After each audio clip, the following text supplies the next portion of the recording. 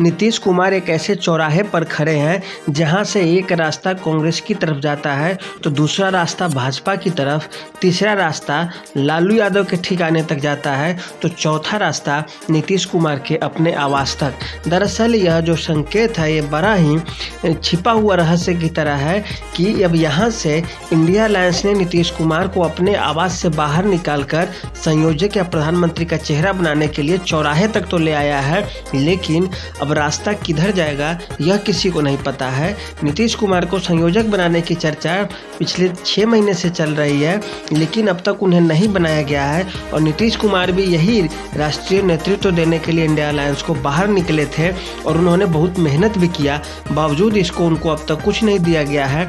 इस कारण अब नीतीश कुमार इस टेंशन में है कि हम किधर जाएं, इंडिया अलायंस की तरफ जाएं, वहाँ यदि कुछ नहीं मिलेगा तो फिर हमें फ़ायदा क्या होगा। यदि भाजपा की तरफ जाते हैं तो वहाँ अब क्या मिलने वाला है, क्योंकि उससे हम तुरंत अपना रिश्ता तोड़े हैं। फिर तीसरी, यदि लालू यादव के पास जाते हैं तो फिर कांग्रेस से लालू यादव का ज़्यादा नज़दीकी है, उनका उतना कदर नहीं हो पाएगा जितना लालू यादव की कांग्रेस करेगी। चौथा, यदि अपने आप चले जाते हैं अपने गिरेवा में तो वो सरकार गिर जाएगी बिहार में और उनका मुख्यमंत्री का पद चला जाएगा। जनता दल यूनाइटेड में 2 खेमा हो चुका है। एक खेमा तो चाहता है कि नीतीश कुमार के नेतृत्व में जैसे जैसे वे करे वहाँ तक चले। दूसरा खेमा यह चाह रहा है कि भाजपा से हमारा फिर से संबंध बने, क्योंकि कांग्रेस से हमें कुछ नहीं मिलने वाला है। कांग्रेस देगी किसी को तो वह राजद को देगी। वही सीट शेयरिंग की भी बात राजद के द्वारा की जा रही है और नीतीश कुमार ने भी राजद के झोले में ही डाल दिया है कि कांग्रेस अपना सीटों का बंटवारा राजद के साथ बैठकर कर ले।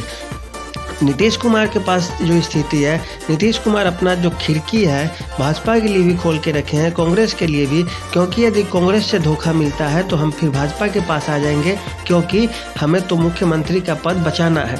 जनता दल यूनाइटेड के नेताओं के मन में जो सबसे बड़ा चीज़ चल रहा है वह यह है कि यदि नीतीश कुमार लोकसभा चुनाव में यदि जदयू और महागठबंधन हारती है तो फिर जदयू में भगदड़ मचेगी और नेता जो है वो जाएंगे तो जाएंगे किधर।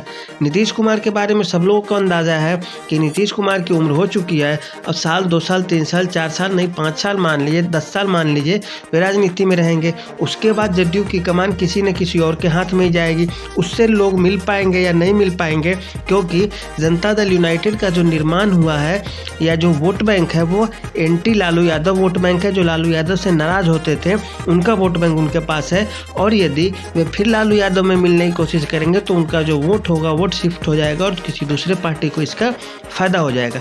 उनके दल के नेता यह सोचते हैं कि हम यदि या नीतीश कुमार यदि भाजपा के साथ गठबंधन में रहते हैं और नीतीश कुमार जब राजनीति छोड़ेंगे, जदयू को छोड़ेंगे, उसके बाद हमारे पास ऑप्शन होंगे कि हम भाजपा में पार्टी को अपना विलय करा ले, या कुछ जो इधर उधर होंगे लोग वे अपना राजद की ओर चले जाए, कांग्रेस की ओर चले जाए, जिससे जहाँ मन होगा। लेकिन यदि नीतीश कुमार कांग्रेस से या लालू यादव से गठबंधन करके बने रहना चाहते हैं और उन्हें कुछ मिलेगा नहीं, ऐसी स्थिति में पार्टी का जो भविष्य देख रही है, कुछ अधिकारी भी होंगे जो जदयू के संपर्क में होंगे, कुछ राजनेता होंगे, कुछ कार्यकर्ता होंगे बड़े स्तर के, वे सब यह अंदर ही अंदर टेंशन में होंगे कि आखिर अब हमारा भविष्य क्या होने वाला है और कैसा होगा। ऐसा सभी पार्टियों में होता है। जैसे आप महाराष्ट्र में देख सकते हैं, शिवसेना से जैसे ही उद्धव ठाकरे को कमान मिलता है और वे अपना हित साधने के लिए कांग्रेस से जैसे ही गठबंधन करते हैं, तुरंत पार्टी एकनाथ शिंदे के नेतृत्व में टूट जाती है और भाजपा के साथ मिल जाती है, क्योंकि वह हिंदुत्व की राजनीति करने वाली पार्टी हुआ करती थी। दूसरी बात, शरद पवार की पार्टी भी देखे महाराष्ट्र में, उसमें भी जैसे ही शरद पवार का नेतृत्व कमजोर होने लगा, तुरंत शरद पवार के भतीजे अपने नेतृत्व में कुछ विधायकों को लेकर अलग भाजपा के साथ आ गए और सरकार बना ली। वही स्थिति जनता दल यूनाइटेड के साथ भी होने का डर उनके नेताओं को लग रहा है और यही कारण है कि नीतीश कुमार की बेचैनी धीरे धीरे बढ़ती जा रही है। अब बिहार में भविष्य यही है जनता दल यूनाइटेड का कि नेताओं से आपस में बातचीत करके सूझबूझ के साथ भविष्य की रणनीति को देखते हुए ही निर्णय लिए जाए, क्योंकि अब नीतीश कुमार की उम्र भी हो चुकी है और हो सकता है कि जदयू का कमान किसी और के हाथ में देना पड़े, मजबूत नेतृत्व के हाथ में। और ऐसे में तभी राजनेताओं को वो बांध के रख सकते हैं और तभी पार्टी की भलाई भी होगी, क्योंकि जदयू को स्वतंत्र अस्तित्व में यदि रहना है तो उसे दूरगामी निर्णय लेने होंगे, न कि छोटा मोटा लोकसभा चुनाव 2024 और राज्य विधानसभा चुनाव 2025 को नज़र में रखते हुए। तो यही है जदयू की बेचैनी। वो जिस चौराहे पे खड़ी है वहाँ से किधर जाएगी?